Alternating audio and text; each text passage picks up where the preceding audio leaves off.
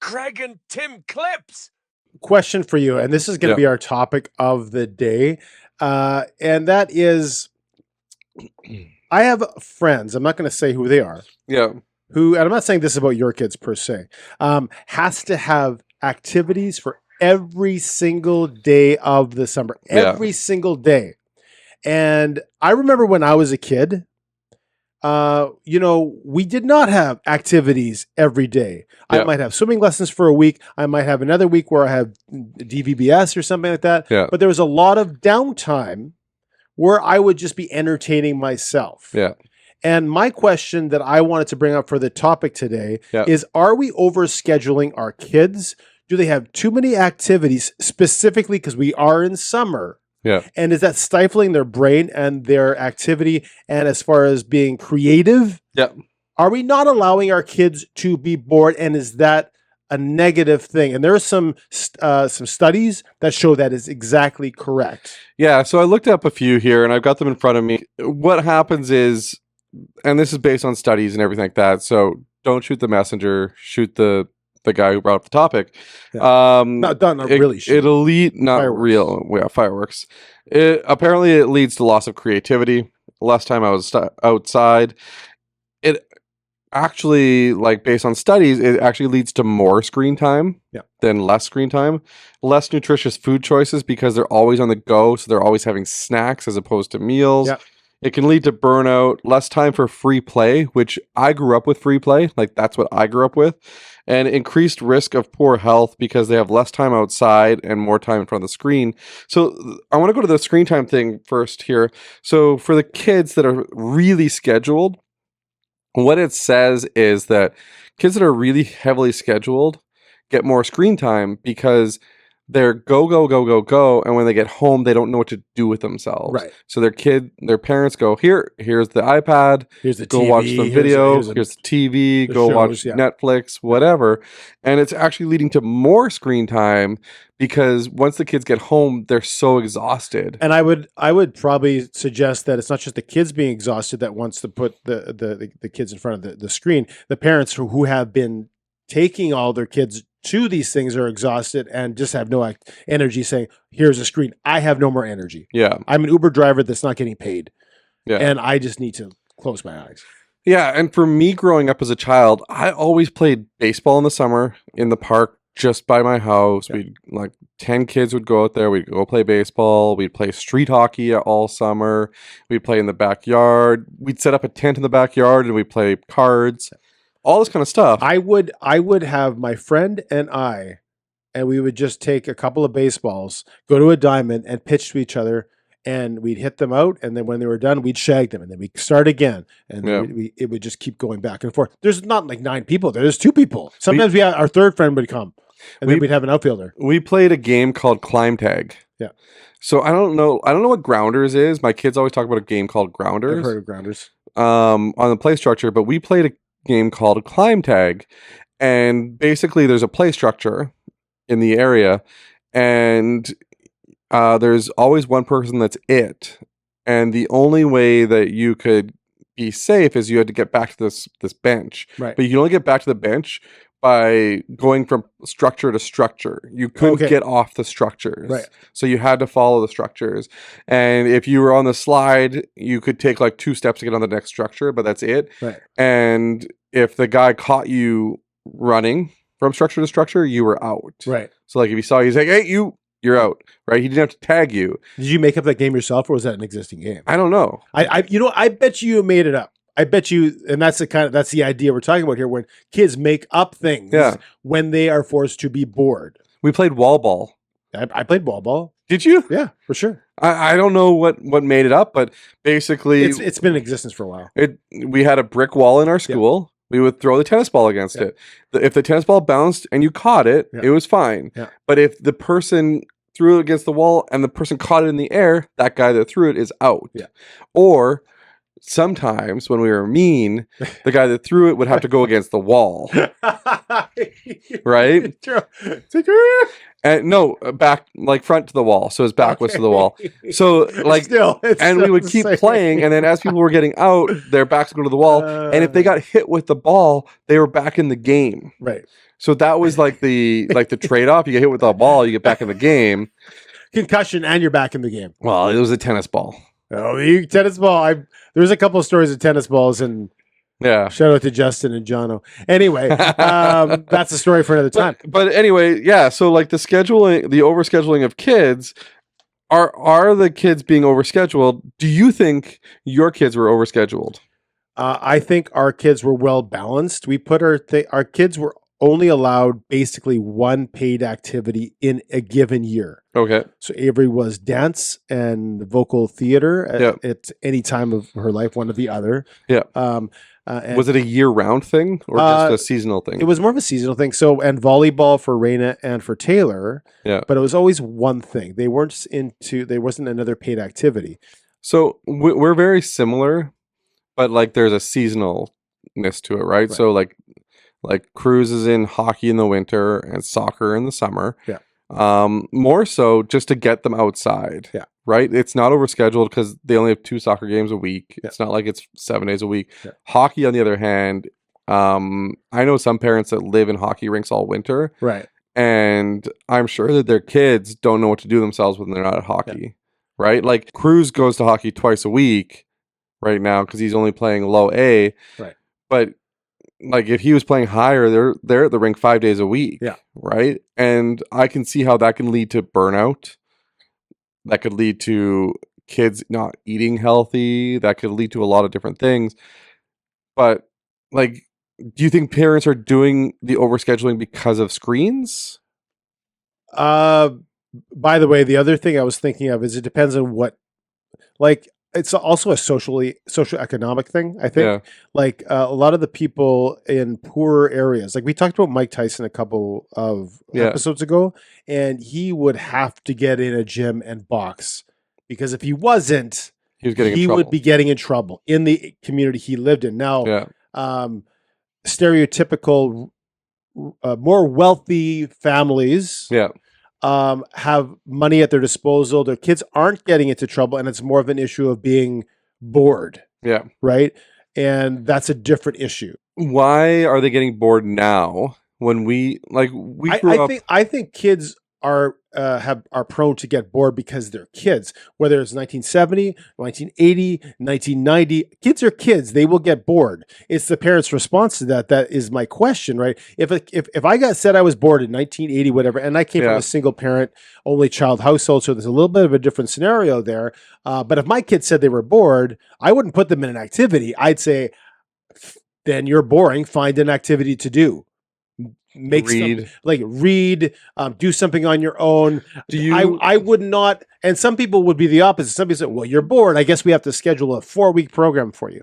So do you think catering to your kids? And we talked about this in an episode a few weeks ago. Do you think because they're bored, because they're like there's less emphasis on reading books these days, there's more emphasis on playing games on your iPad, there's less emphasis on I don't think, and I could be could be wrong, but I do not think that kids are getting more bored than they used to be. If you think about this, though, if you want to play video games with your friend, how would you do it? Now? No, like when you were a kid. I'm a terrible person to ask. I never played video games. So when I wanted to play video games with my friend, I had to go to my friend's house. Right. Yeah. I had to walk down the street, knock on his door, and say, "Hey, do you want to play games?" Yes. And he would say, "Yeah, sure, let's play games." Yeah. We would play video games. Yeah. And then we'd be like, "Hey, do you want to go outside and throw the ball?" Yeah. Yeah. Okay, let's go throw the ball. Now, kids can play video games with their friends without going to their friend's house. Yeah. Everything's online. Our adult friends can play video games with their friends. Sometimes up to 8 hours a day. Not shouting them out.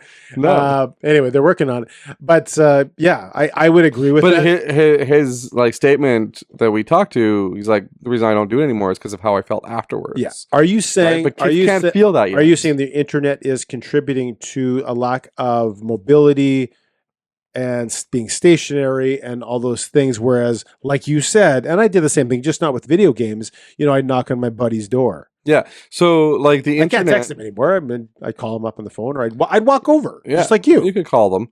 But the other thing too is that the internet is doing is you get guys like Mr. Beast or Preston Plays or all these different YouTubers that do these elaborate games or fun games or just like backyard games that anybody could do and play, and they make videos out of them. Right. And kids would rather watch them play the game than actually play the game. Right. So I guess I would liken it to our conversation with Kurt Keelback. Yeah. Kurt Keelback was on the radio. In order for us to understand hockey, we would have to listen and imagine what was going on. Now, every hockey game is on TV. Right? So you don't have to listen or imagine it anymore. And now you can watch every hockey game on TV. So your imagination has slowly become less of an imagination. Right. Which I think is hurting kids for making up games and playing games, because wall ball, if you asked my kid what's wall ball, he probably wouldn't know. No. But if you ask a 30-year-old, somebody who's like 15 to 18 years younger than us, what wall ball is, they probably still know. Yeah. Right? And climb tag, if they're like the generations have gone with climb tag still, right? No. I think that they would still know that. But the problem is the internet and the devices and everything that is in front of people nowadays is giving them less imagination. Right. And they can't develop. That's fair. I will take that point. But again, who are the people giving the kids the devices? It's the parents. No, I understand that. And 100% it's the parents giving the kids the devices. But the level of stuff that's available to us now compared to when we were kids. Oh, it's crazy. If you wanted to watch WrestleMania when you were a kid, you had to wait. You had to wait until WrestleMania was out on VHS at your local video store. Or you pay the $60 to watch it live. Not even back then. We couldn't do pay-per-view back then. Was it pay-per-view? I thought it was out. Yeah, I thought it was out. It was pay-per-view. Yeah. And you'd have to have like a satellite dish in order to watch it. Or you waited until it was out on VHS and then you had to go and rent it, right? Yeah. Now you can watch wrestling every day of the week on the Wrestling Network. Yeah. You can watch baseball every day of the week on the Baseball Network. You can watch the news every day of the week on the News Network. Right. Everything that we got in bite-sized portions, our kids have access to 24 hours a day. So using what you're saying, and I agree with everything you're saying, it is a beneficial thing for some parents to say, hey, you know what? At some levels, we got to take a break. We got to disconnect. We need some time to slow down. And I think you need a couple of days without your screen to kind of get back to whatever. That would be a good idea from what I can understand you saying, which I would agree with. Yep. Right. Because it's like anything else. The internet is a tool and it can be used for awesome things and it can be used for negative things. And I think sometimes parents are responsible for, giving their kids some of these crutches. So the original question that we asked, though, is, are we overscheduling our kids? Yeah. So as a society, I'm not going to speak to specific people. Yeah. But I think as a society, yes, we are. Yeah. So I guess the question still remains, though, like, if we're overscheduling our kids, what do we do differently to keep them away from things and to make them, like, the internet's going to be around. Yeah. And there's a thing like, for instance, like AI coming out now. Yeah. AI is going to make everything easier. Right. So back in the day, writers used to have to write. Yeah. Now, writers can train an AI model to write things for them. Right.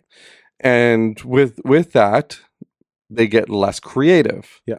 And with getting less creative, and like everything else, AI, again, is a tool that we can use to be efficient with our time if we're doing certain things. But for other things, it can make you lazy, right? And when to use it. So I would suggest allow your kids to be flipping bored sometimes. Like some parents don't allow that. It's like as soon as their kids say they're bored, you try to figure something out. You try to figure something out to solve their boredom. And I if there's one thing I just want to say personally, my beliefs, and I'm not perfect in all this stuff, not even close. Allow your kids to be bored. Yeah. Allow that. Don't be scared of it. And don't schedule everything all of the time. Activities are awesome. Don't get me wrong. I did activities when I was a kid. Yeah. We were socially, economically, we were a little bit on the lower end of the scale, so we couldn't afford a lot of things, and maybe that contributed to not doing some of these things. But it turned out good. I mean, I didn't have any brothers or sisters, and I had a lot of free time.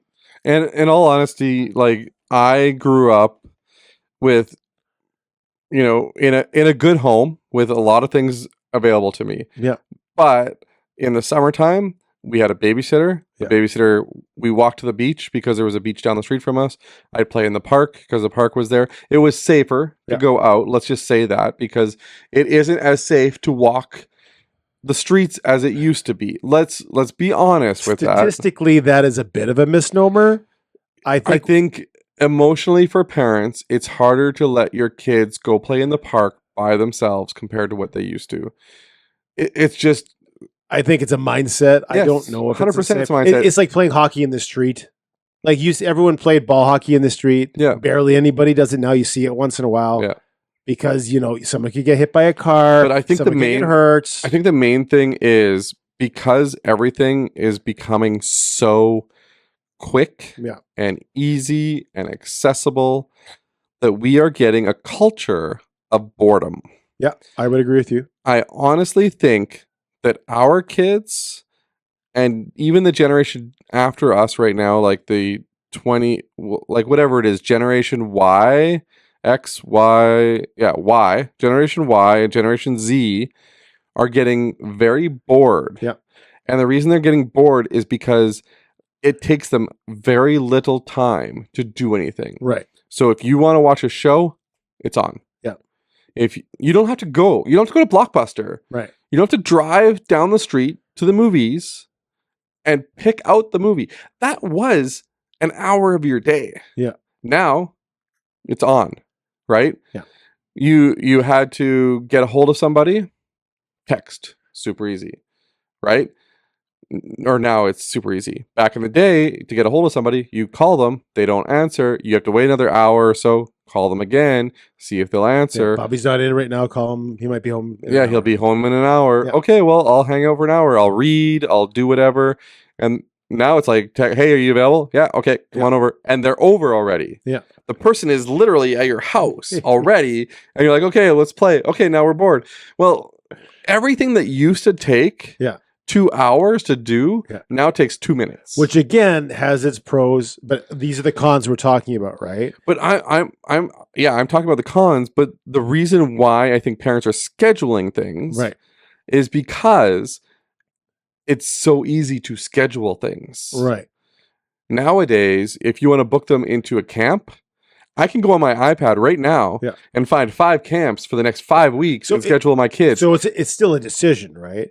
Like you decide as a parent, you decide how scheduled your kids are. I've talked to lots of parents.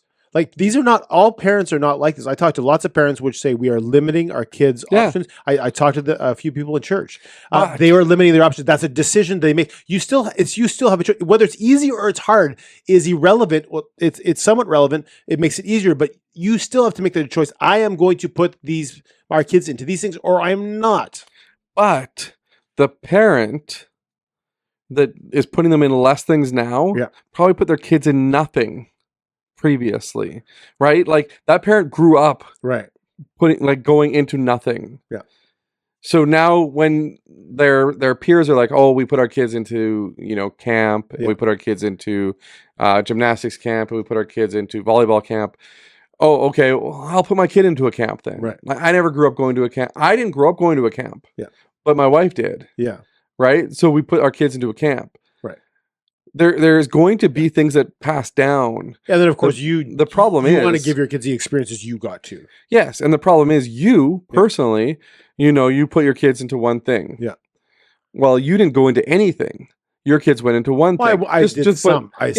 But like you probably put your kids into more than you did. It's that whole thing of I want to give my kids a better life than I have. Yeah, better is better in terms of like more experiences, more stuff, right? So, the person that's putting them only into 1 or 2 might have only gone into 1. Right. The person that's putting them into 3 or 4 might have only gone into 1. Because as you say, it's easier to do. So if it's easier to do, you're more likely to do it. I can find 5 camps right now to put my kids into. Right. If I was doing this in 1992, Yeah. I would have to grab the newspaper. Yeah. I would have to find it. I would have to find it in the newspaper. I'd have to call that place, Yeah. hope that they were there, Yeah. leave a message if they weren't, or call them back and then see if there was a spot available. Yeah. Yeah. Or mail it in. I remember Or you had to mail things in. mailing in your application for a camp. It goes down to the fact that everything's so easy to do nowadays that it's easy to book your kids into everything that you want to book them into. It's the same reason why people go online to complain about a business. Yeah. You can go online and leave a bad review for a Without business. naming your real name, without putting a real name. Yeah. Yeah. Whereas back in the day, in order to tell people about a bad business, you had to go out for coffee with your friends and tell them how bad that business is that you're having coffee at. Right? We personally just shouted out a whole bunch of people in at the beginning of this episode, and we said, like, go to Bobby's bike hike. Yeah. Go to boats and tours. Not the other thing you said. Tours and boats. Yeah. Go to Wrigley Field. Go to Field of Dreams. Yeah. Like, these are all things that we're telling you that are awesome to do. Yeah. Back in the day, you would have to meet somebody that did that. Right. Yeah. You know, like you'd have to go, oh, you went to Wrigley Field? How was that? Yeah. Now you go Wrigley Field. I could watch 25 videos right now about Wrigley Field. And then I also infer from what you're saying is if you have less contact with other people face to face, that also hurts socialization skills too. Yeah. And you get bored. Yeah. Because like as soon as I'm done watching all these Wrigley Field videos, now I'm bored. Right. Right? Now I got to figure out something else to do. Yeah. What did you, by the way, what did you do on long road trips? Yep. Because now we download movies to watch in the car on 13-hour drives, right? Yep. But when you were a kid, you didn't have that. What'd you do? So we had these little magnet games. Okay. One was checkers, one was backgammon, I think. Yeah. And they would it was like that big. Yeah. Like that big.